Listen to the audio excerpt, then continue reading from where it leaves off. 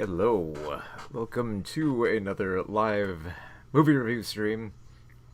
Or take a look at the latest movies. My name is Mark McPherson, film critic for filminquiry.com, twincitiesgeek.com, movieswithmark.com, popthrill.com, and Visual Cult magazine.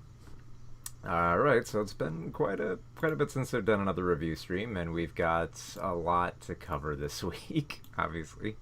We will get to the top priority, of course, will be the early review of Thor: Love and Thunder. That is the fourth Thor film that is going to be coming out this Friday.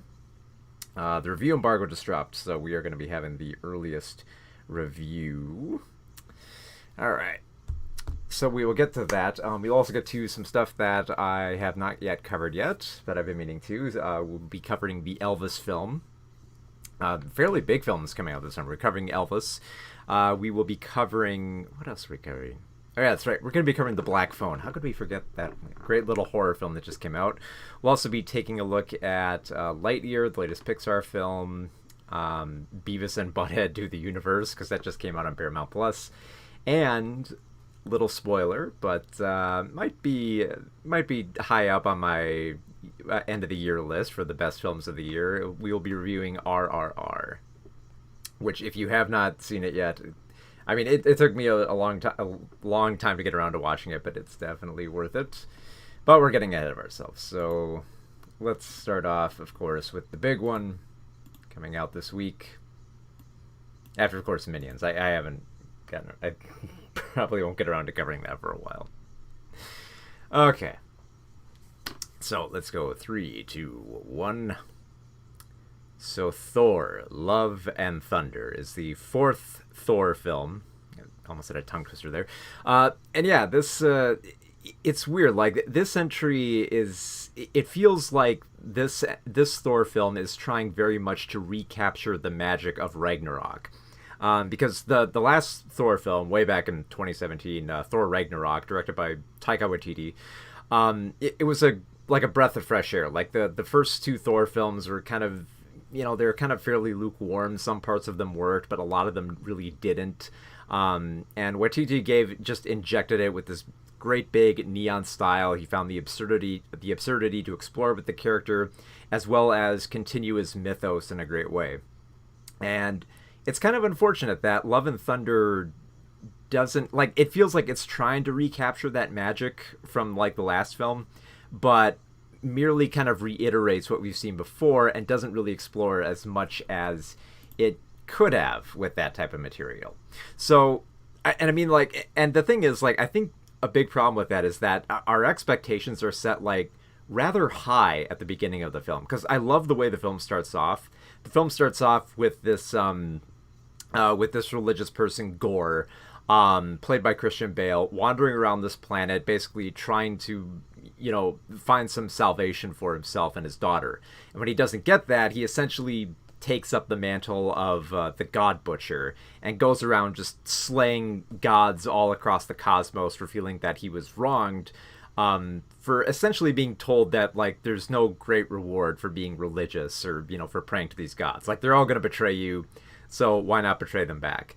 There's a great existentialism, I think, that's worth exploring within that, and it makes him a really great villain. In fact, there's I dare say this is probably like the aside from Loki, this is probably one of the best Thor villains, just because like of Bale's performance. Bale throws himself into this. Like, at first he's this very like cowering and angry person, and then later on he's just kind of like this cackling, devilish person who has kind of embraced this horrible side of himself that basically his whole desire is that he wants to, gain what was lost, that wasn't given to him by the gods, which is an understandable goal, and it kind of makes him one of the more sympathetic villains that you kind of like to see more in these Marvel Cinematic Universe movies. The problem, I think, and I think this has kind of been a fairly common problem for some of the Thor movies, is that Thor himself, once again played by Chris Pine, is not all that interesting in terms of where they take him.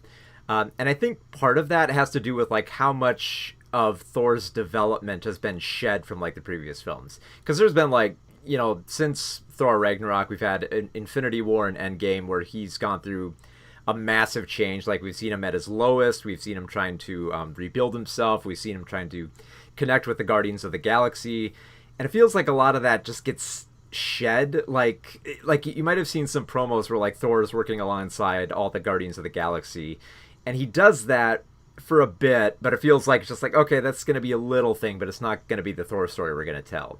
And it feels like, you know, with Thor slowly trying to get over this depressing side of himself after having endured so much pathos, that he would rebuild himself up, and he rebuilds himself up rather quick here, to the point where we basically just get like a quick montage, and then it's back to classic Thor. Like, the film literally says like, oh, another classic Thor adventure once again.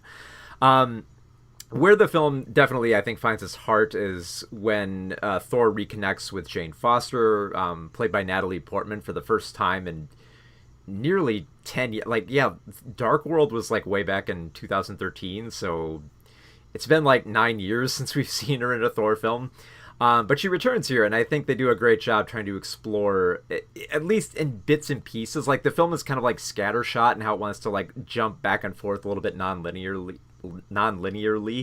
But I kind of like how like the breakup is addressed between Jane and Thor, and they do kind of explore a little bit of that awkwardness that comes with realizing that, you know, you're going to run into your ex and you got to try to find ways to deal with it. As opposed to just like, you know, casting her out and then we never hear from her again.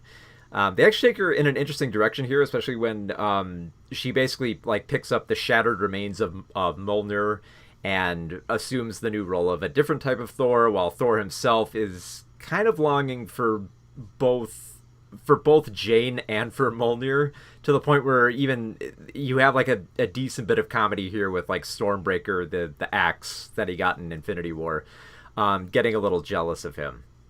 Now, all that is, you know, and everything like that's going on with the plot here is that, you know, the God Butcher wants to kill Thor, and Thor basically has to stop the God Butcher from opening up this portal to eternity or whatever, which is kind of like, it's never quite revealed like where exactly he's going and what he wants until much later in the film.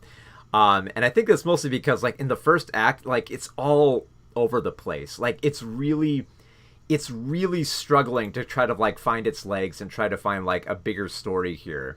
And it comes close to that, but like there's so many lingering elements here that still don't work, because like I said, the recapturing the magic part, it happens a lot with the humor. Like you might remember in the last Thor film and Thor Ragnarok, where they had the big stage production of what happened in the previous film. You get that again, and you get like some kind of funny stunt casting here and there. You have Valkyrie, once again played by Tessa Thompson, who the film kind of struggles to find her something to do. I mean, like, yes, I mean, in terms of like a pivotal role, she is the mayor of New Asgard, which carries with it a certain like longing for wanting to be back on the battlefield. But that's kind of more or less what her subplot is here, and they don't really give her too much, especially because like it feels like they're building to something bigger for her. And by the end of the film, it doesn't quite arrive there. I will say this: like the film does look, the film does look fairly beautiful. There are a handful of sequences that I felt really worked here. In particular, there's a scene where they're traveling to find the God Butcher, and they come across like this swath of kind of like beautiful neon colors. Then there's like dolphins dancing in the background, which is kind of like the perfect. It kind of embodies a little bit more of that fantasy setting, kind of more of the 80s fantasy aesthetic that this film feels like it's trying to be, but isn't quite there. Or maybe that's just like the direction that the marketing department was going, because you look at like the posters, and you listen to the soundtrack, and it sounds like it's trying to be like that 80s fantasy, but it doesn't quite have that look. But for not having that look, there are some great scenes here. In particular, they confront the God Butcher on this tiny planet that isn't that big. Like, I don't know if anyone's seen like The Little Prince, but kind of has like that similar dynamic. But I like how like there's no color on this planet. It's just like stark black and white with bits and shades of like color that come through whenever like magical weapons are used. Little scenes like that I think work really well here. but it's just like a shame that it can't really quite find like the right notes for its humor. Like you can feel it trying to be absurd. You can feel like that it's trying to embrace some of the silliness that came with the last film. But there's rarely a standout moment. And I think it's mostly because like there's a lot of elements that feel like they're relying on one joke. Like in particular, one of the most annoying jokes in the film is that Thor is gifted these screaming goats. You know, like the whole meme about like, goats have a weird scream. Here he's basically given two giant goats, and that's all they do. For one scene or two, that's fine. Like it's a decent gag. It's not that great, but it's fine. But you're stuck with you're stuck with the goats throughout most of the film. And it's just like, okay, it was funny the first time, but you need to find something more to explore here. And I feel like the film is trying to find funny stuff to do to balance the levity, because it's a fairly heavy story about love and loss that they're trying to build up towards. And I feel like by the third act, it kind of reaches that point, and it actually hits a little bit hard, but it really stumbles through its first act and kind of a little bit through its second act. In particular, the second act stumbles a little bit just because Thor has to try to convince Zeus to help him with his quest to stop the God Butcher. Which on paper, I like the scene. Like you have Russell Crowe playing an overweight and bureaucratic Zeus who's all show, basically all talk, and really won't do much of anything. Now on paper, I like the way the scene is set up, where it's trying to establish that, like, yeah, the gods are full of themselves, and they're not really going to look out for anyone that they don't already have in their inner circle, and that they're corrupt. And I like how just Thor, Valkyrie, and Jane just go off on these gods. Just like, fine, you aren't going to help us? Well, we're not going to take any more of your crap. And like it's there's a little bit of great catharsis in there, cuz considering that the story here is about Thor trying to save some children and stop the God Butcher, and there's a bureaucracy that won't help, and Thor just basically like says, you know what, screw you guys, and just like obliterates them. And there are and like I said, there are a lot of other scenes that sound funny on paper.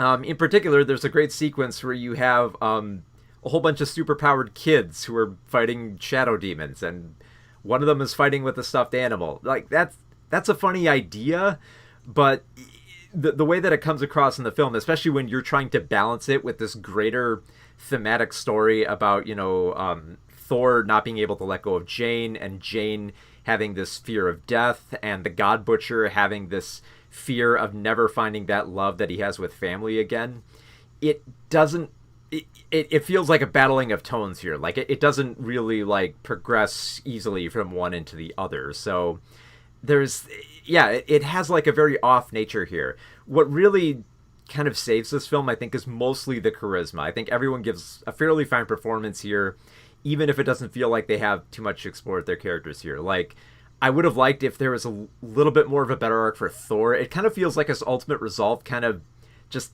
arrives abruptly in the third act, because it becomes a little bit more than just, loss. It becomes a bit more about legacy, but the whole aspect of legacy isn't too much.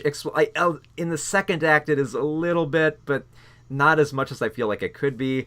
The fight sequences are all right. You get to go to quite a few places. You get to go to this the planet of snow, a planet of weird looking aliens where they fight alongside the Guardians of the Galaxy. All these fun little bits here and there, but at the same time, you can't help but feel like the film is trying so hard for this to be that kind of like classic Thor adventure and kind of get audiences settled into this vision of Thor that they want him to be, that it doesn't really come off as compelling as it should be, especially since when you get to the end of this film, it has a very powerful conclusion about loss, and to an extent like love, both like in terms of like family and in terms of romance, and learning to deal with that when you're not going to be here anymore.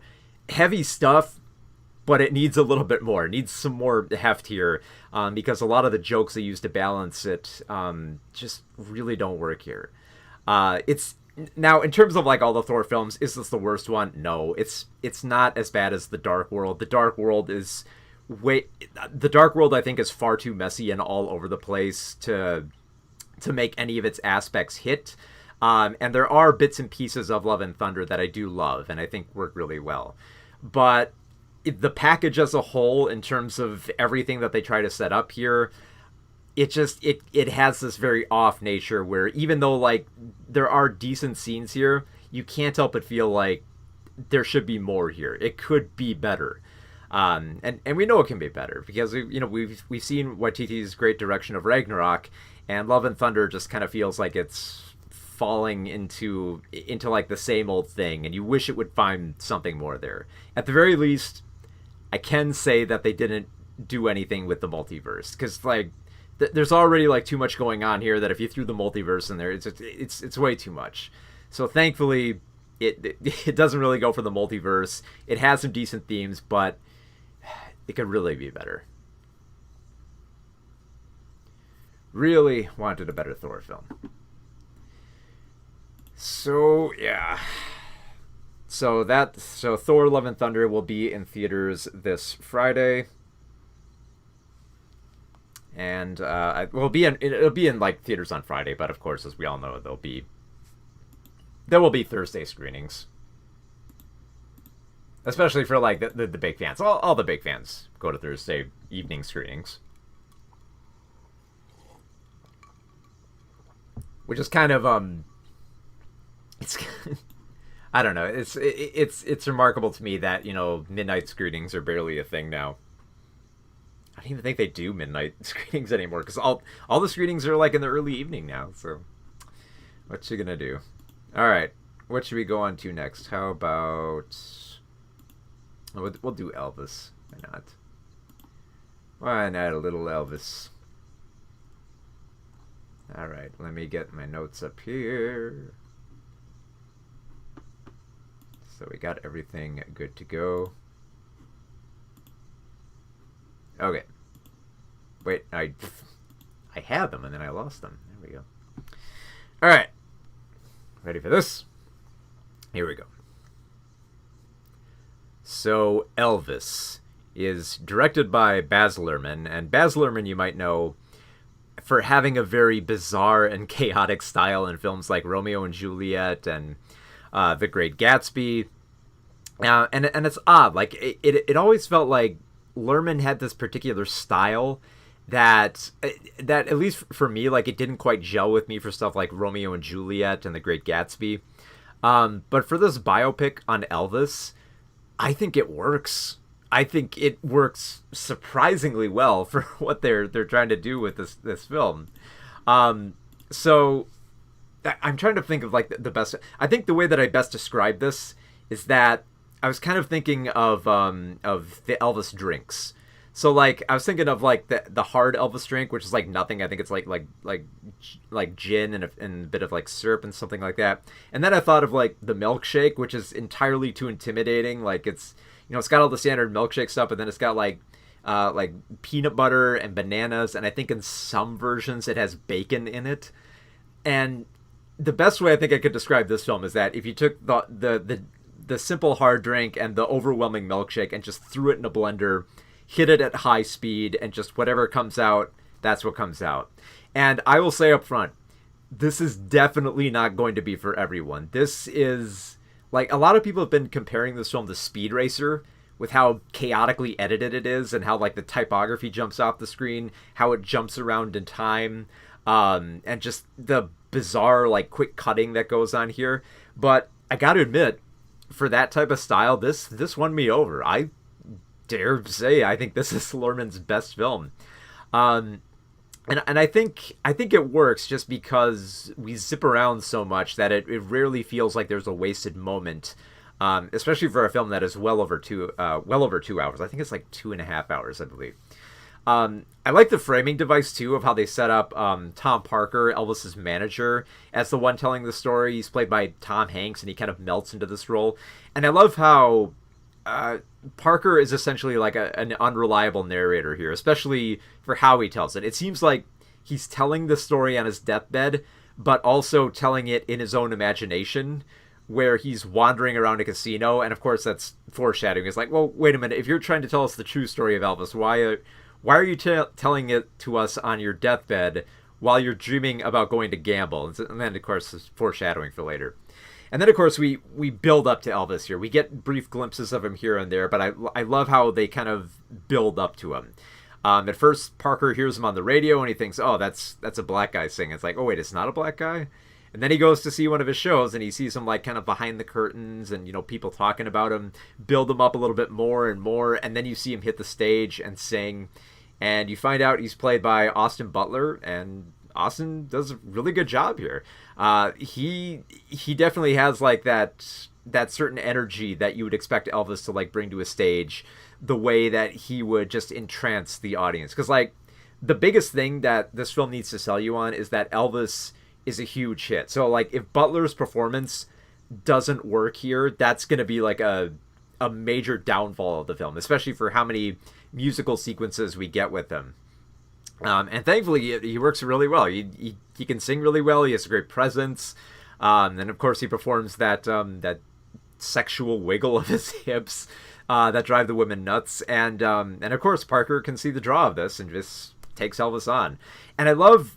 like, I'm going to be a little bit all over the place, but here, so is the film, so we'll do that too. But one of the things I love about the film is how the concert sequences are edited. So, of course, you've got, like, the footage of Butler singing up on stage, which he does a great job at. Then you've got the reaction shots in the crowd, which are just amazing. Like, all the women who throw themselves at Elvis really throw everything they have into these little bit parts, and they sell it well. You've got the chaotic editing between the two, where, like, we'll get, like, a shot between Elvis's legs, and we'll see, like, women on opposite sides of that, different reaction shots. You'll see, like, the curtain cut off, and like I said, all, like, that weird Speed Racer stuff. And at the same time, you'll get reaction shots of, like, Parker in the background, and his narration saying, like, oh, I can see what's going on here. I know what Elvis has, and I know that everyone wants it. So... The way that the film proceeds after this is, like, it kind of blazes through Elvis's life, hitting all the highlights really quick, while darting back and forth in time. We see some of his upbringing and childhood with, like, his inspirations. We see the connections with his mother and how that played a huge part in Elvis deciding to pursue this career. We see bits and pieces of his ideals and how he reacts to the political climate of the 1960s. And then, of course, we go to the later years of Elvis when he was at his worst. He was overworked and could barely function on the stage, and realized that he was being played just a little bit too late. So there's so much going on here, and there's good and bad in this. The good parts of it is that it feels exhilarating. It feels like you're getting, like, the rapid fire, really cool cliff notes of Elvis's life. Strewn about by Parker, and you can kind of feel like Parker is trying to glaze over some of, like, the patchier subjects. Like, he doesn't talk too much about Elvis's film career. In fact, that whole sequence is just kind of like a montage.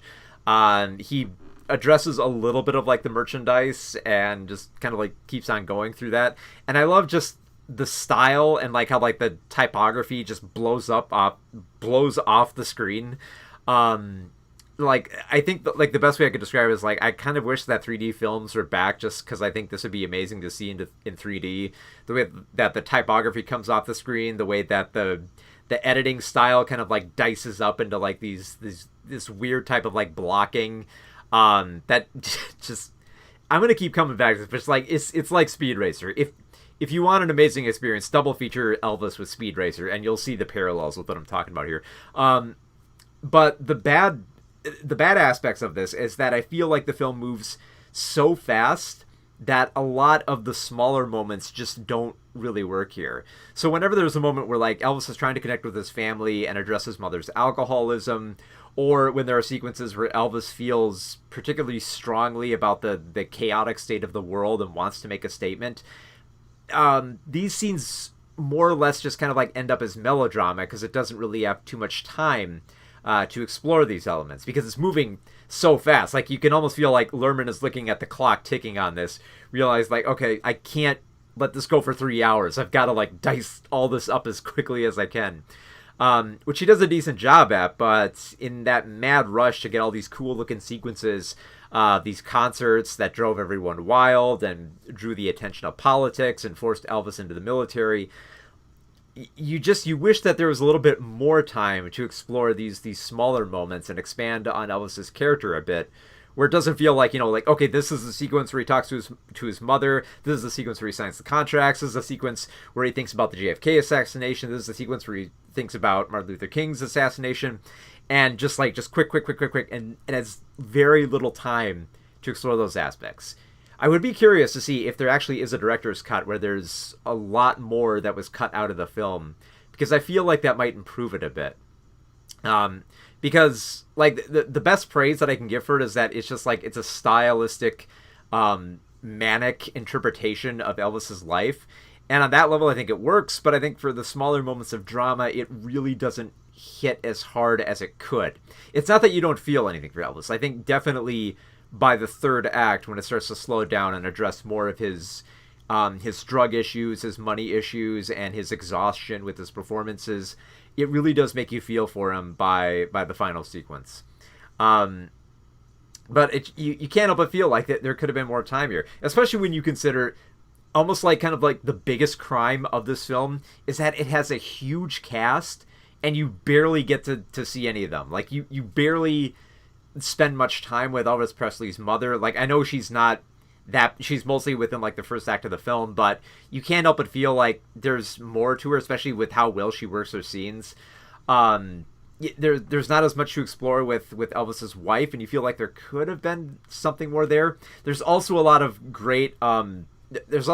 other great singers and musicians of that era that show up in this film, but they're so brief. They're like, it feels like they're reserved to just like this one little sequence here and this one little sequence there, that, if you're seeing this in the theater and you go off to the bathroom, you could entirely miss like the sequence with like BB King. You could, and that's a very concerning aspect, because like there's a huge cast list for this film, and there's so many of these familiar roles, and it just like, it feels like so fast that if you blink, you'll miss so much of what's going on here. And in some ways, that's the good and bad of it. I like that aspect of the film, because then I think it really does have rewatch value with how much is going on and how much there is to pick up with. You can feel like there might be some liberties taken here and there, but according to the Presley estate, the family was actually pretty cool with the film and how they portrayed Elvis. So I guess, I mean, like, you could dissect it. Like, I'm sure there's definitely, like, some glaring omissions here and there. But for the way that the film is set up, it made those 2.5 hours just blaze by, just because it is so chaotically edited, and it's just great to listen to. Like, Butler's singing is amazing here. Tom Hanks's performance is just perfectly sinister. Like, he melts into this performance, and like, it's strange. Like, I guess like the best way to equate it would be like Colin Farrell's performance in The Batman, where he just kind of like almost becomes an entirely different person with the Penguin. Here it kind of feels the same thing. Like Hanks kind of becomes a completely different person. Like especially when you consider like the makeup and like the drawl that he's putting on. It really works here. So I think like that's definitely it. Like I said, it's definitely not going to be everyone's cup of tea. If you don't like your films, diced up like a Tony Scott film, you're probably not going to dig this. But if you like your biopics a little bit fast and chaotic, where even if they do have the melodrama, you kind of zoom by it a little bit, this really works here. And that's really why I think Elvis is one of Baz Luhrmann's best films. It just works. All right.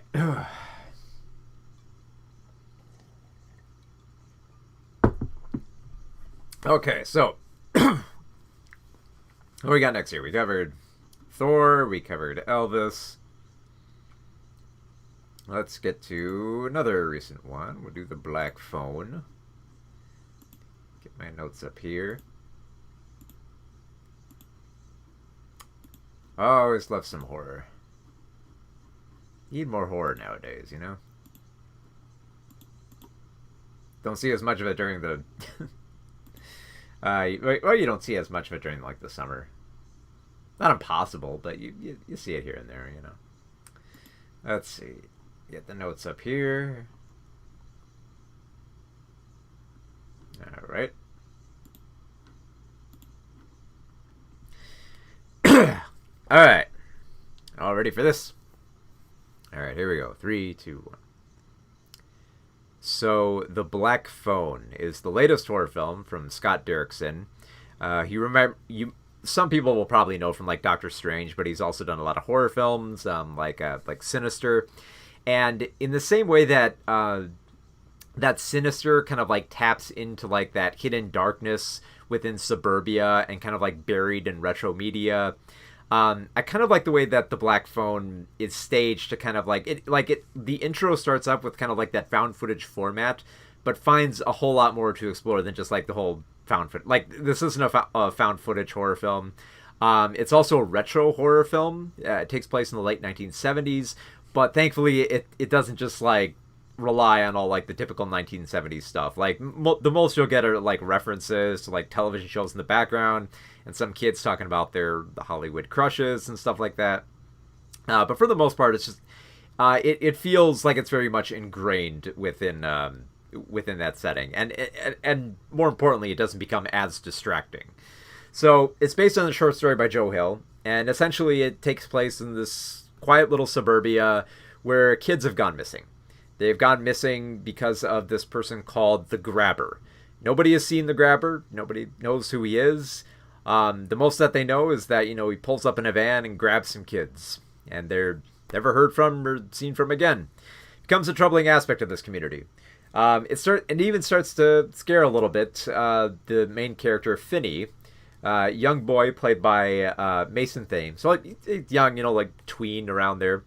And basically Finney he's having a tough life. Like, nothing's going right for him. Like, his single father is struggling for work. His single father beats his sister. He's beat up by the bullies at school. I mean, he tries to fight back, but just like he can't quite fight his own battles. So he doesn't have much hope when he becomes the latest victim of the Grabber. The Grabber, played by Ethan Hawke, who spends like most of the film just covered in a mask to like keep like that sinister edge to him, where you can't quite see his expression or quite understand what he's thinking. He also has a very sinister motive for how he traps these kids. He pulls up in a black van, black balloons come out, just like I forget what he sprays some kind of like aerosol in their face and just drugs them, throws them in his van, and off to his prison of a dungeon of a basement that they go. Thankfully for Finney, though, he's not alone, though. He actually has some help from ghosts of the dead kids who have been kidnapped by the Grabber. So while being trapped in this basement prison where nobody can hear him and he feels like it's hopeless, there's no way out of this, he gets calls on the black phone in the room from the different ghosts of those who have been kidnapped and killed by the Grabber. And I really like the way that the ghosts slowly come towards Finney and give him little hints of advice here and there. I also found it really interesting how the ghosts aren't entirely aware of the situation. Like, they exist as shadows of the past where even they can't quite remember their name or who they used to be. And like, Finney is relying on all his knowledge of other kids that have gone missing to try to like piece together, like, oh, you're such and such. And the ghosts are like, oh yeah, I guess I am. And then they go on to giving him valuable advice. Like, maybe try digging out through here. Don't go up at this time. Don't go up if like the door's unlocked. That's a trap. Maybe try to get the window off here. Maybe you can dig through the wall there. Maybe dig a trap. Maybe trap the Grabber. And I love the way that it kind of like builds up Finney's motivation to escape. And the tension just builds beautifully here. It feels like this premise could get old really quick, but I think the direction here really works to stage it perfectly. Like, I love how we only get to see aspects of the ghosts here and there, and the few times we do see the ghosts, there's great blocking and there's great like use of like lighting and shadows, where sometimes when the ghosts are really trying to stress their point, like they're sucked off into the darkness, like they just got thrown into another universe.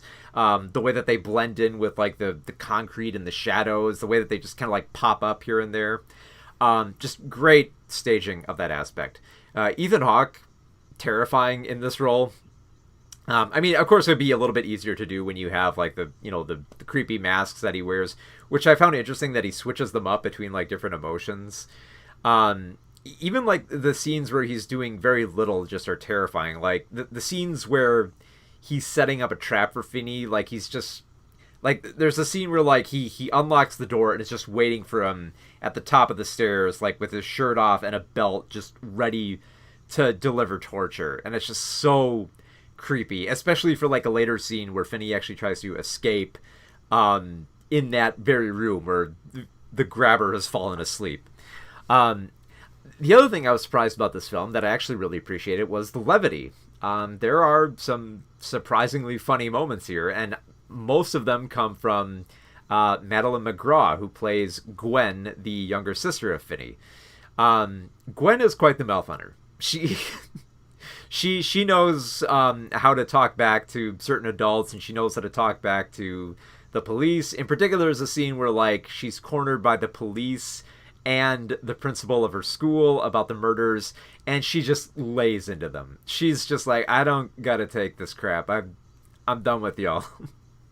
I also found it, and the other cool thing too is that Gwen actually does play a pivotal part in helping to solve this mystery, just because she has the paranormal power to get messages from the dead in the same way that Finney can. In the same way that Finney gets like calls on the phone from the ghosts, Gwen gets dreams where the ghosts are basically trying to lead her back to the grabber. And I love how like even Gwen like gets angry with like the very like cryptic nature of these ghosts, where she's like, at one point she believes like it's Jesus giving her this information, and she's like, Jesus, what the hell? Come on. Why are you being so cryptic about this? My brother's gonna die. I'm not playing around here. Great moments of levity there. Also, the grabber apparently has a brother in this film called I don't think he has. I think his name was like Max, but he's played by James Ransom, and he offers like the perfect. He's a conspiracy theory nut who, like, the grabber, I think, isn't worried about him spilling the beans, just because Max is so crazy, and his few conspiracy theory moments are just so perfectly timed that even when it's revealed that he is the brother of the grabber, it's a bit of a surprise. So it's like you get this funny bit of like, like this conspiracy theory nut, and then we're kind of led back to, oh no, this is actually transitioning into a darker aspect of the grabber. And really, so much of this works with just building the tension that it's a lot of people are going to say this too. This is a big crowd pleaser film. It's a crowd pleaser film in the sense that the audience is really going to get engaged here. And I used to always equate this to like to a subgenre that I would call roller coaster horror, where it's not really that scary and it's really not that effective. It's really not that engaging of a story, but it builds up with like the jump scares and all that, where people get really engaged and they start freaking out at the screen, and I always love seeing that in horror films.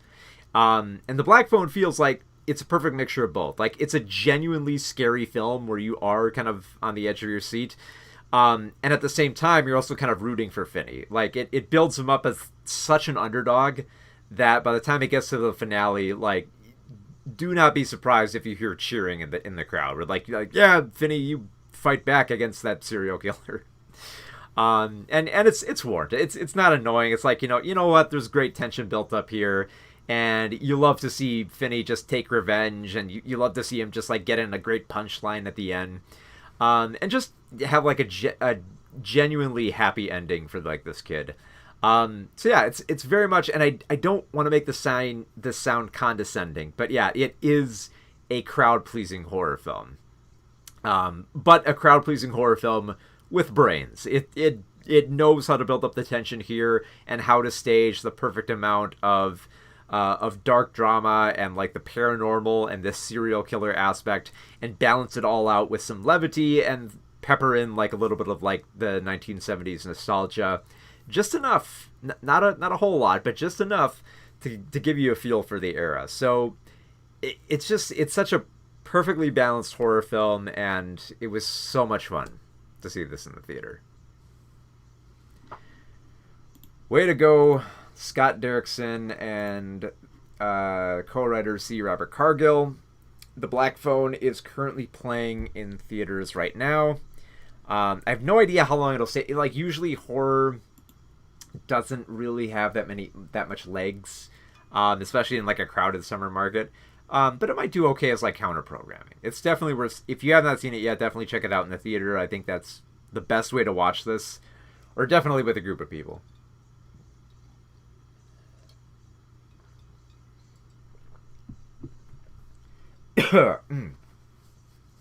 Yes. So, we covered Thor, Love and Thunder. We covered Lightyear. We covered The Black Phone. Let's move on to animated film here. Little Lightyear. Get up the notes.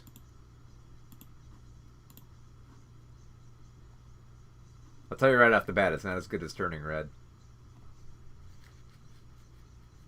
Then again, I don't think any film's gonna beat Turning Red this year for best animated film. All right, so let's get into it. So Lightyear is a Toy Story spin-off, and if it was just a spin-off, just like they're saying, look, we just want to take Buzz Lightyear and we just want to do a sci-fi story, that's perfectly fine. I'm on board for that. A lot of people seem to have been hung up on the fact that there's a textual prologue that tries to establish that, okay, so if you're curious, this film takes place within the Toy Story universe, but it's the film that Andy saw before he went to get the Buzz Lightyear toy, or around that same time. Basically, it's a movie that exists in the universe of Toy Story. And at first, like, okay, fine, like, this isn't important. You don't need to know any of this. But a lot of people really seem to have been hung up on it because they think it's violating canon and all that. And I don't know, like, part of me hoped that prologue, when that came up, that was just kind of going to shut down all these, like, these film theory things about how, okay, where does Lightyear fit in with Toy Story? Or is Buzz Lightyear the toy? Or was this the real guy that inspired the toy? Like, it doesn't matter. It's a space adventure movie. Can we just have, like, the space adventure film? We didn't really... Did anyone even question that? Like, there was a Buzz Lightyear animated series in the late 90s, and it was never really explained that this was the show Andy watched or anything like that. I don't know why we needed that, because it just makes a whole bunch of people mad for whatever reason. But at any rate, in terms of a sci-fi adventure film, I think this works all right. It's definitely not up there with Pixar's best. But I feel like for a space adventure film, it's a decent type of film for this type of story. I like how they establish that they do actually give a little bit more character to Lightyear. I love the fact that he's a kind of like a brash space ranger voiced by Chris Evans who doesn't work well with others, essentially. And it's not so much that he has so much of an ego, so much as he believes that he's the only one who can be responsible for everybody and believes that he can save everyone. So he has a little bit of like a Superman complex where he's basically got to learn, well, you can't save everyone and you can't just do it all on your own. You got to rely on other people. And unfortunately, he has to learn this the hard way because he ends up stranding all of his people from this Star Command ship on this alien planet.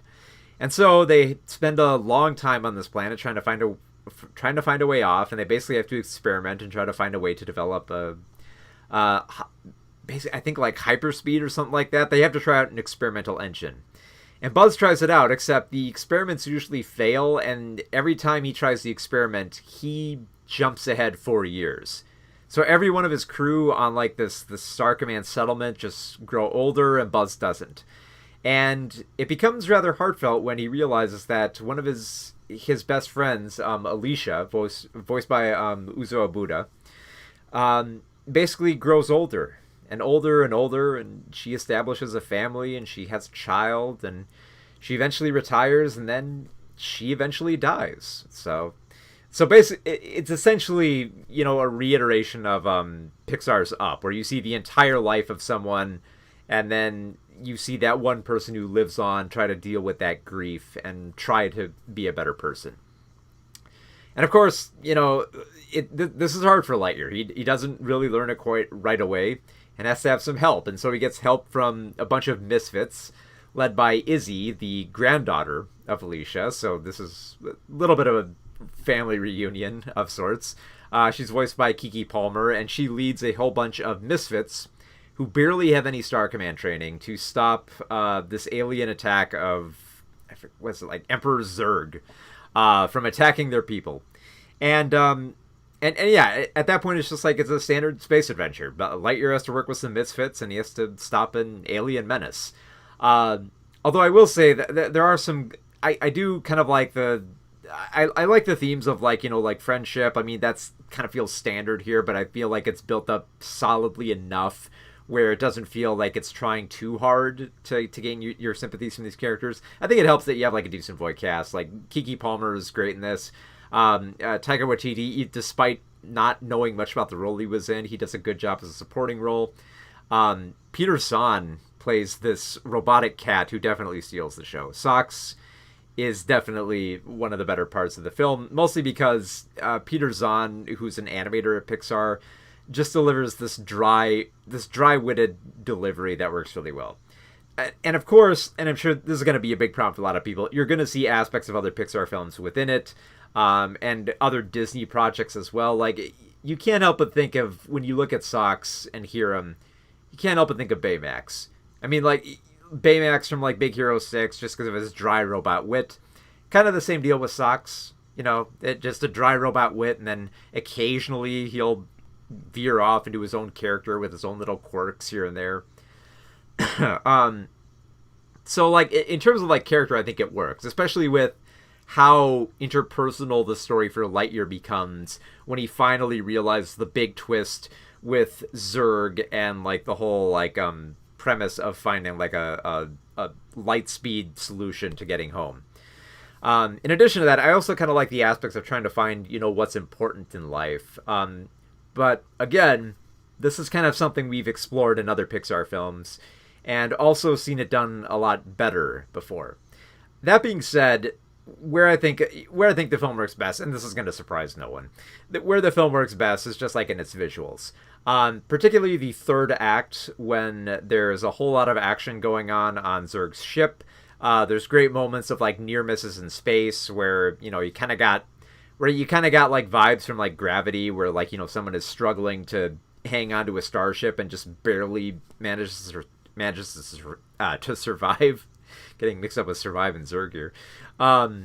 But then, and there are also a lot of great IMAX sequences as well. In particular, the scene where Lightyear is trying to make it off an exploding ship, and just the gravity shifts, and he's basically tossed out of the ship. Were pretty cool sequences. I have to admit, they looked great, and they could compete with any other live-action sci-fi films to that degree. So in terms of, like, sci-fi action and adventure, and, like, a bit of a focus on the thematic themes of what matters most in life, and using your time wisely and spending it with the people you love. Fairly standard Pixar stuff, but it does it well here.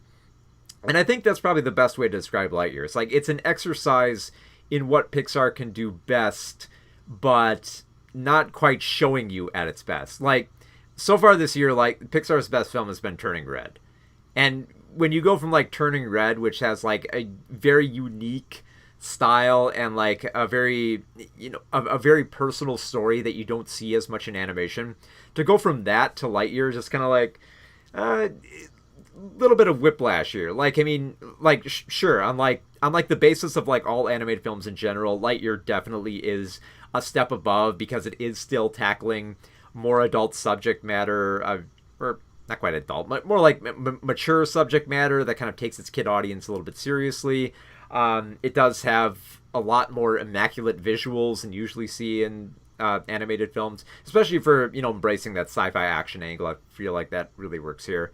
And yet you can't help but feel like there should be something more here. It shouldn't just feel like a standard space adventure. Like, it's a good-looking sci-fi adventure, but it's Pixar, and you know they can do better. You've seen them do better, and they could do better here. So it's a fine film. It's not Pixar's worst by any stretch of the imagination, but this is really just them flexing their muscles with how well they can do a sci-fi adventure, which is fine, but I feel like you gotta explore a little bit here, because, like, like I said, you look at Socks, you see Baymax, you look at like the first act and you see Up, and you're just reminded of so much stuff. And it's still done well.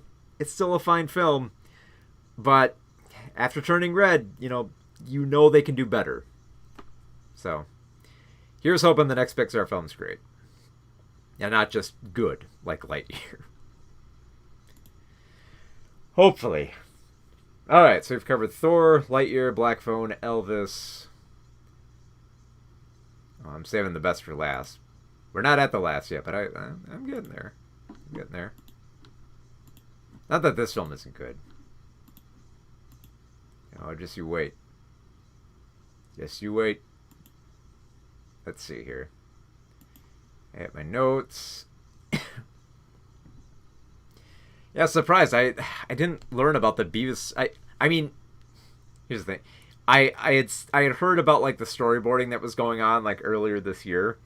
I did not know like how soon the film was going to be coming out. Like I think I might have heard it at one point, and I'm pretty sure like I'm probably gonna forget when the show is like, cause yeah, there's a new Beavis and Butthead show that's gonna come out too.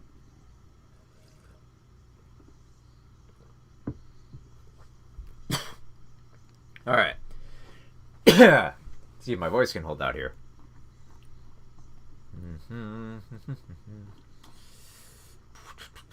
All right. Let me get my notes up here so that I don't get names wrong. Okay. Wait, I had them and then I lost them. Where are they? They're there. Okay. Okay. So, let's do it. 3, 2, 1. So, Beavis and Butthead do the universe. Yes, Beavis and Butthead are still around. They kind of never really left. That's always been a problem with like Viacom properties. Viacom cartoons never die. Like, Beavis and Butthead, you thought they were done in like the 1990s with their show and Do America, but then ever so often they'd come back, like Mike Judge might animate them for a little intro sequence or something to like his films like Extract. They might show up in the cameo in something, or might have a small revival. Like a lot of people forget, like about a decade ago, Beavis and Butthead actually had a brief MTV revival, which is okay. Like, I feel like it was trying to bring Beavis and Butthead into the 21st century. It did an okay job for it. Of course, it had to, like, do the sitcom thing and re-age him up. Interestingly enough, this new film, Beavis and Butthead do the universe, actually tries to, like, literally shoot Beavis and Butthead into the future. At first, like, I like the premise for, like, the first act feels very much like an episode you would see of Beavis and Butthead. The whole premise for Beavis and Butthead is just like these two stupid teenagers who just, have one-track minds. They're slow-witted, except sometimes they have their small moments of smarts here and there. But like the biggest joke within Beavis and Butthead is that these two teenagers are so stupid, but the rest of the world, it kind of like reacts to them differently. Like that was the big fun of like Do America. Do America was very funny because Beavis and Butthead are mistaken for everything. They're mistaken for hitmen. They're mistaken for terrorists. So a lot of the fun just comes from them being mistaken for other things. Which is like, I mean, that's not quite how everything went down within like the TV series, but the TV series was usually like very, very simple stuff. Like Beavis would get into, like, I remember like the Halloween episode, Beavis would get into candy and just adopt the cornholio thing where he'd go around harassing people for candy, and that'd be it. They're very, I mean, the cartoons they're very brief because they were intercut with like music videos and stuff like that. So an average episode would probably be like maybe 5 minutes, something like that. So so it's helpful to have this kind of like comedic formula where you have these two teenagers who are really stupid, but then the whole rest of the world is stupid in how they react to them. So the premise is that Beavis and Butthead have been mistaken at a science fair experiment. Well, they were at a science fair. They cause a ruckus, but a judge mistakes them for being good kids because of Touched by an Angel, which is so ridiculous, but kind of fitting for Beavis and Butthead. and they're mistaken for being great scientists, and they're thrown on a mission where they have to help with a space mission. And of course, because it's Beavis and Butthead, they screw it up, and the astronauts who eventually realize, oh, these teenagers really are stupid, they're fed up, they launch them into space, and Beavis and Butthead are sucked into a black hole. They then end up in the year 2022, in our current year, and basically try to adapt to everything that we have in our current world. So, essentially, for most of the second act, you're getting a fish out of water story. It's like, Beavis trying to figure out what Siri is and mistaking Sirius, Cirrus Radio. Like, man, I'm getting 90s stuff mixed in here. Sirius was more 2000 stuff like that. Anyway, Beavis mistakes a phone AI for a actual woman that he feels like he can talk to. Butthead explores the world of Beavis and Butthead explore the world of white privilege and college and all these other current aspects, and explore them beautifully, taking the wrong messages from everything, understanding stuff poorly, and basically getting the wrong idea. And they also, of course, just like Do America, they attract the wrong people. The astronaut who cast them out into space, Serena, is now running for, she's a governor running for re-election, and she basically wants to cover up these two boys who might spill the beans on the fact that she let two boys in space go. At the same time, you have the Pentagon, who is investigating these Beavis and Butthead coming through a black hole and believe that they're alien creatures. And so they believe they're tracking down aliens, and you have Gary Cole playing an agent who's essentially mimicking the Robert Stack role from Beavis and Butthead Do America. If you remember correctly, Robert Stack played a federal agent who believed that Beavis and Butthead were terrorists and had an unnatural love for, like, cavity searches. And there's a similar thing here with Gary Cole's character. Gary Cole's character really wants to dissect Beavis and Butthead. Somewhat for the sexual organs, but mostly he just wants to dissect them. So, of course, yeah, you have these two competing forces trying to find Beavis and Butthead. And at the same time, there's actually a third plot line going on here, where Beavis and Butthead have to get to a certain point in they basically have to get to a portal and save their timelines, or else, like, the multiverse will be destroyed.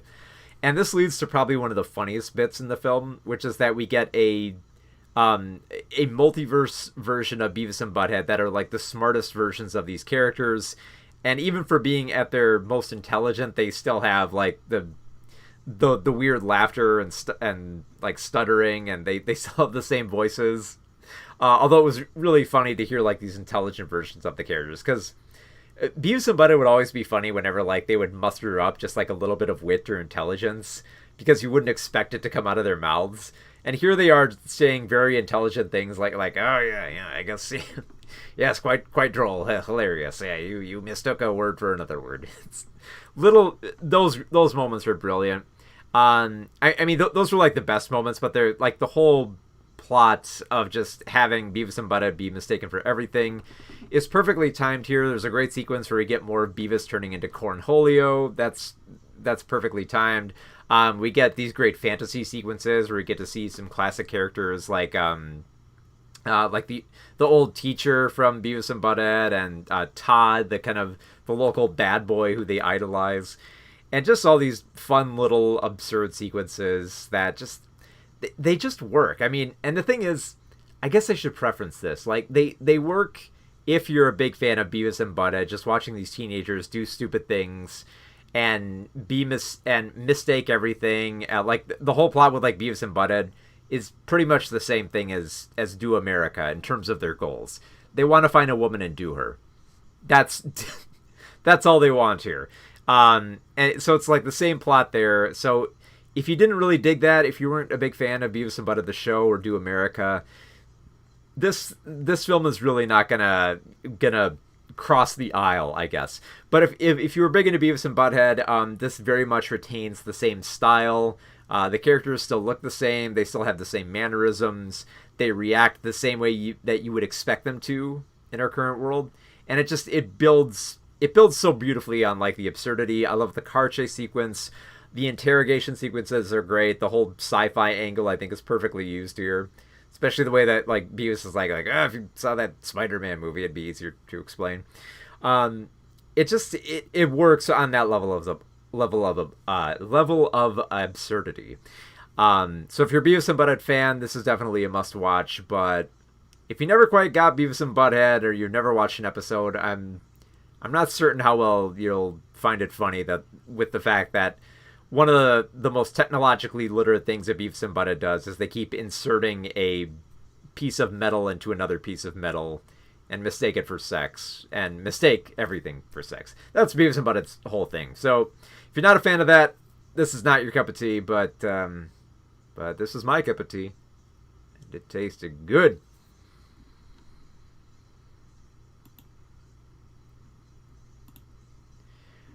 Okay. So we're getting there.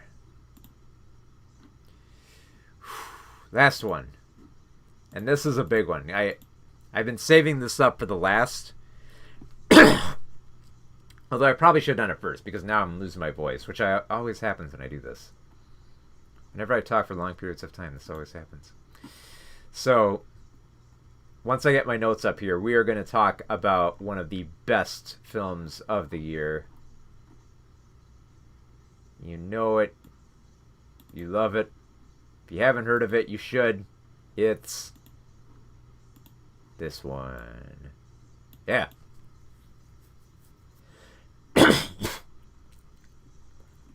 Alright. We're going to prepare for this.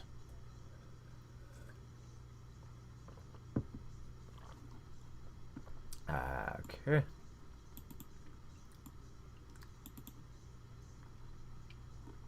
Let's see if I got all my notes up here.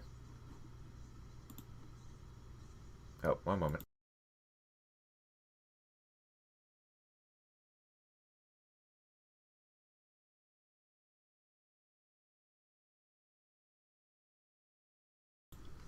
Just a moment here.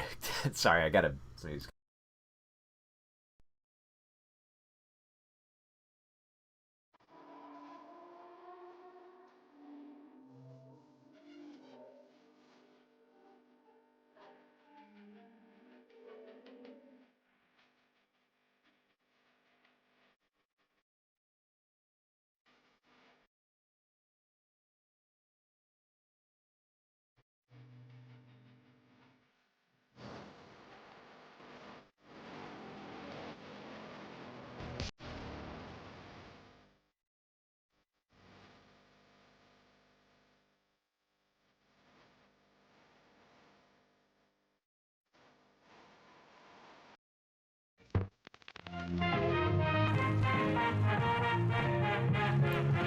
Alright. Ooh. Okay. I think we're ready to jump into it now. Okay.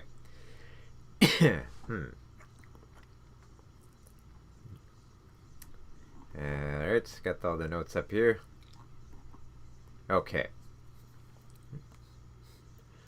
So, RRR is the best film I've seen this year. Well, one of the best. This film just has everything.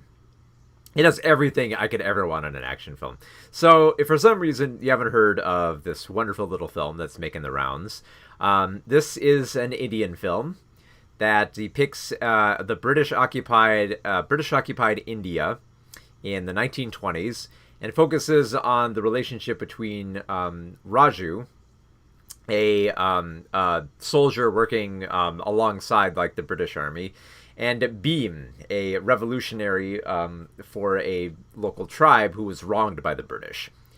So essentially, these two clash. Beam is considered like, someone who needs to be brought in because he's a danger. He's going to threaten all like the British rule and everything. And Raju is tasked with bringing him in. Eventually, they realize that they have a common enemy with the British, and they team up to wage a two-man war against the British, who they feel have wronged them. Now, that's kind of like the Cliff Notes version of what happens in this film.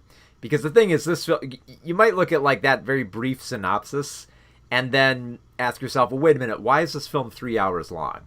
And the reason that it's 3 hours long is because this film has everything. It has everything that you'd want in an exciting period action film like this, with two amazing leads. I mean, you have N.T. Rama Rao Jr. as Beam and Ram Kaharn as Raju, and they own these roles. They are fierce in them. Like, for one, you have scenes where there's an amazing sequence early in the film when Raju is tasked with going out and like bringing back in this one guy who like threw a brick at like the British or like a rock or something like that. And it's like one guy amid all these people who are protesting, and he just leaps into the crowd and just like beats the crap out of everyone trying to bring in this one guy. And it's just like, I mean, like it reveals so much about like his character, and you hope that he'll turn, but that whole sequence just feels like, okay, this guy's a badass and you've got to take him seriously. And at the same time, you have Beam, who's adorable at first. You fall in love with this guy immediately, you know, especially since like, you know, he wants to, you know, that he wants to like you know, find some love within like the British as well. And the thing is, like, there's this very switching of sides too, because at first, like, you know, Raju and Beam, Raju kind of like goes undercover to kind of like infiltrate and find Beam. And while he does so, they become friends pretty quickly. In fact, you can pinpoint the moment where you can see like their friendship builds when they notice there's a car crash and a kid is threatened by like this flaming truck, and the two of them team up with this amazing sequence where they swing across like this bridge to try to save this kid and prevent a fire from consuming this kid. And they do it all with like, I believe they do it with like this giant flag where they swing back and forth and they try to like get out of the way of the flames, and they have that perfect moment where the title sequence comes up where they both clash hands like that under the bridge. They say their names, the music kicks in, and then the title comes up. It's just like, oh my god, that's pitch perfect filmmaking there. And then you have so many other great sequences, like there's some brutal showdowns where you watch like this whole tribe get massacred when they're still trying to master guns, and the showdown is just beautifully intense. There's a great scene at a party where Raju and Beam are kind of like, you know, like they're looked down upon by like the British, and they basically upstage them with this incredible musical sequence where they just, oh my god, these two actors, not only do they have some amazing fight sequences, but they have incredible dance sequences that you just have to see this film to believe what goes down during like the dance sequence, which is just amazing. Some of like the action sequences, you know, I will admit they're a bit over the top, where you're kind of gonna have to let the CGI slide here. In particular, there's a sequence where Beam infiltrates this party, and when I say infiltrate, I mean he drives a truck through it, and then when he gets out of the truck, he's wielding fire, I believe, and all these animals like tigers and gazelles just in slow motion just like descend out of the truck and go to town on all these British soldiers. And of course, like, yeah, you could tell, obviously, they have the tigers like CGI when it attacks like the British soldiers. But for that one sequence where Beam is just jumping midair, ready to kill anyone so that he can, like, his whole mission, he's trying to retrieve his daughter. It's just so badass that you can let little bits like that slide. And it's mostly because a lot of the other fight sequences that don't rely on the CGI just look cool. Like the scene where like Beam and Raju are on each other's shoulders, like basically like, you know how like when like you're a pool and you do that thing where you're on each other's shoulders and fighting? They do that same thing here, except like they're actually fighting and killing people while one of them is on the other person's shoulders. Like, I don't know if you fans of Venture Brothers know like the Mecha Shiva thing that they did. It's basically that. And it works. So there's so many badass sequences here, especially when you get to the finale when one of them's on a horse and one of them's on a motorcycle, and they're running and gunning through like the woods while they get up to like the British stronghold and basically make it explode in the coolest way possible. And like, there's so much that goes on in this film in terms of like, like this, like finding kinship and like and bonding together to fight against a common enemy.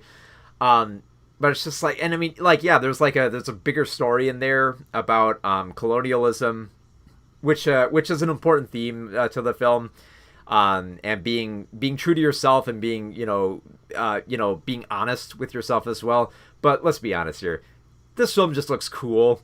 It's just everything about it is so damn cool. The musical sequences are amazing. The fight sequences are badass. The staging is beautiful. The direction is pitch perfect. The editing is crisp and just so finely chopped that, like, even for being a 3-hour film, it doesn't feel like 3 hours. You like let me tell you, if you have to watch one 3-hour action film in your life, like if you're one of those people who's just like, you've sworn off, I'm never gonna watch a 3-hour action film, let me tell you, this is the one you need to watch. Set aside some time. I guarantee you will not be disappointed with this film.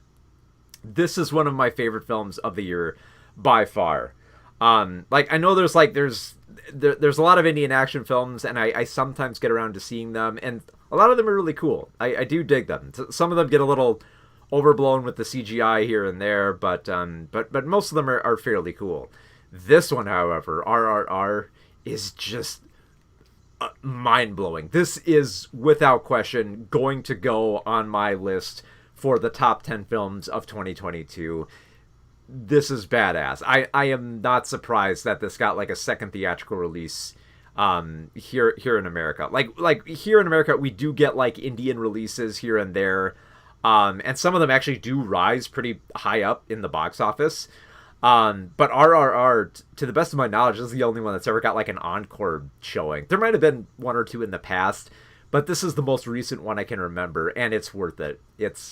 I hope that this film gets considered around awards time, or that it at least gets like another theatrical screening, because let me tell you, I regret not seeing this in the theater with the crowd. Let me tell you, you have got to see this with the crowd, because the reactions that they will have to sequences where I can't even discuss, like, just the musical sequences in general are just jaw-dropping, and then you have sequences where there's tigers and like they're on each other's shoulders. Like, so much of this film is just so badass that it just works.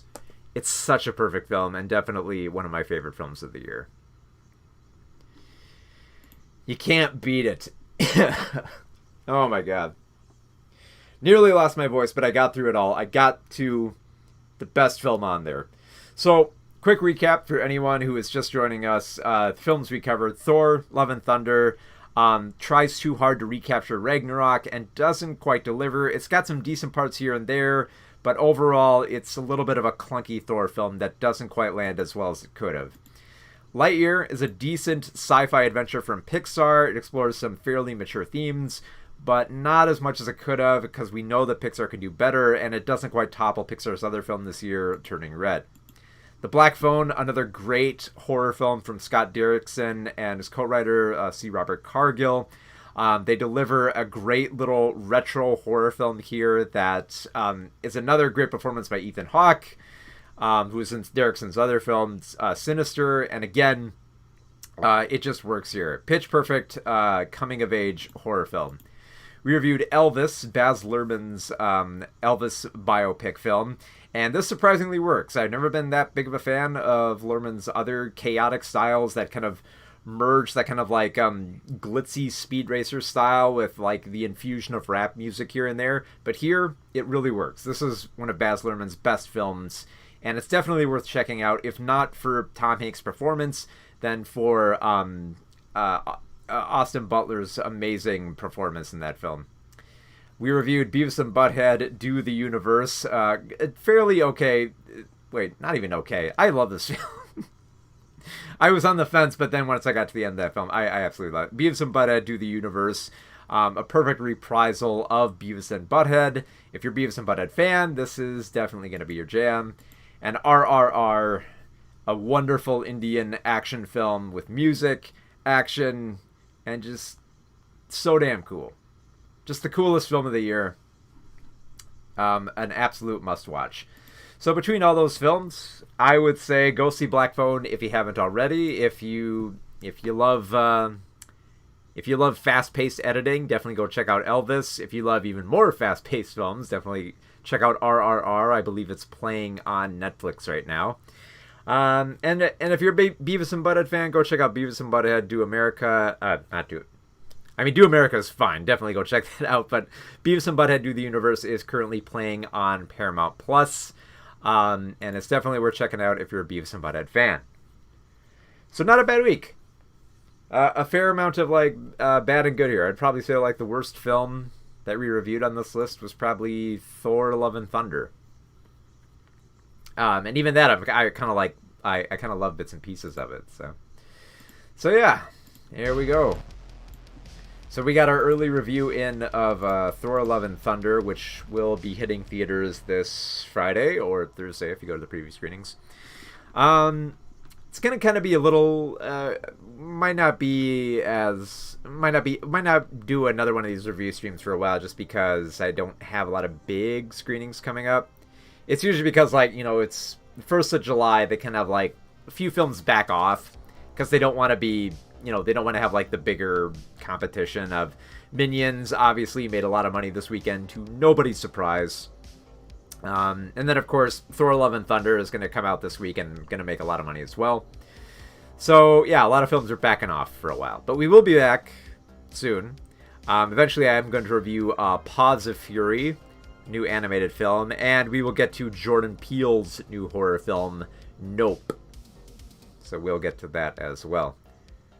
I just, before I sign off here and all that, I did want to address a few things. First off, I did notice this one thing where people were saying that there's this meme going around for the Minions movie called Gentle Minions, where it's bizarre. It's a bunch of young men who are dressing up in fine suits, and they're going to see Minions: The Rise of Gru in theaters.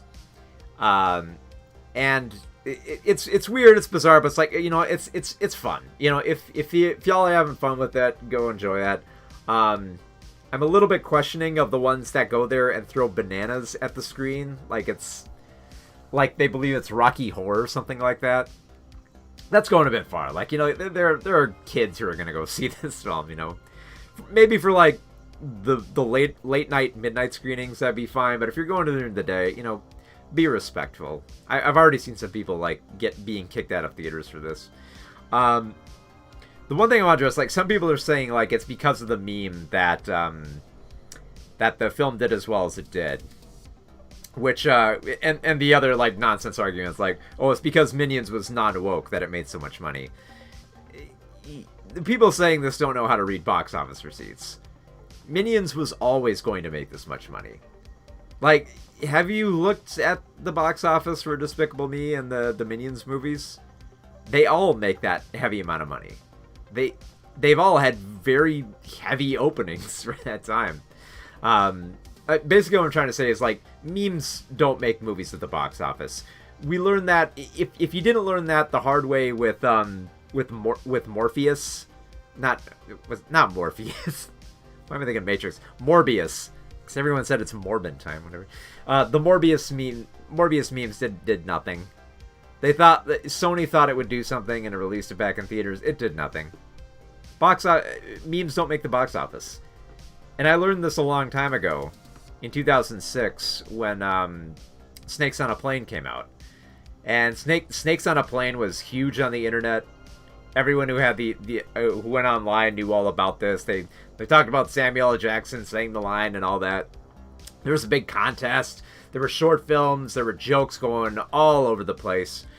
And the film only made $15 million its opening weekend, which for a summer release, that's really, really low. And at first, I was baffled, because what happened? We were all big into the memes. We all went to the midnight showing, and we all that was one of my favorite midnight showings ever. We brought rubber snakes and stuff, and everyone was hooting and hollering at the screen. We were throwing rubber snakes in the air. It was so much fun. It's one of my favorite theater experiences. But the thing it was just for us. It was just for the people making the memes online, and most people weren't all that aware of the joke or what was going on that they didn't go to see it. Same deal with Morbius. Nobody who isn't terminally online within like social media and stuff like that got the memes or really found them that funny. And so nothing happened with that, and it went nowhere. So that's the reason it made money. The other thing I want to mention too here is that I think it's been confirmed at this point, but yeah, I will be appearing at Convergence 2022 this August, where I will be signing books. I will have a new book there that you can check it out. And I will also be doing a lot of panels there. I will be doing panels on, let's see, off the top of my head. We'll be talking about the year in movies, because that's my number one panel that I got to be on. But we'll also be talking about neurodiversity in Star Trek. We'll be talking about there's a few neurodiversity things I'm going to be talking about there. I'm going to be on a horror panel. We're going to be doing it's on the tip of my tongue. I'm trying to remember what we were doing here. We did the year. I'm definitely doing a lot of film panels and neurodiversity panels there. So it's going to be a lot of fun. So if you're in Minnesota, stop on by to Minneapolis, and I will see you there. All right, so that about does it for the reviews this week. I will see you next time, wherever that may be. Probably more towards the end of July when we got like some new movies built up. But yeah, I will see you then.